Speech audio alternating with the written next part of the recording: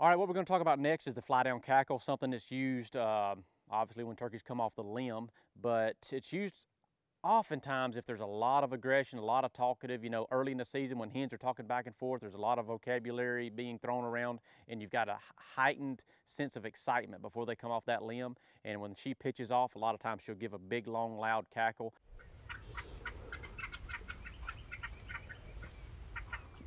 It can really set the stage as far as, getting a gobbler off the limb, getting him on the ground, and getting him ability to call him in before he gets before you get too much competition around you. And it goes something like this.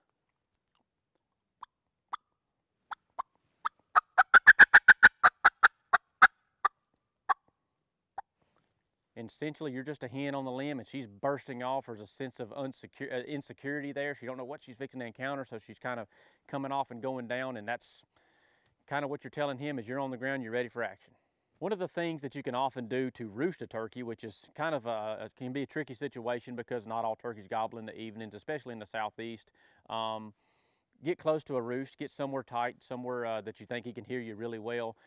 In my opinion, you always start with owl hoots. You always start with something that's going to possibly get him to give his location away without having to use your magic trick. But sometimes a fly up cackle can really spark a turkey, give his location away so you know where to start the next morning.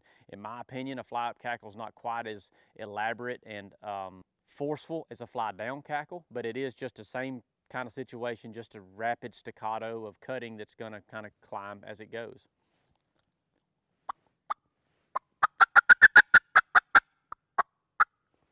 And a lot of times that piercing sound, when he's already up on the limb, he's already situated for the night, that'll get him to crack one off, and you got a direction on where you want to head in the morning.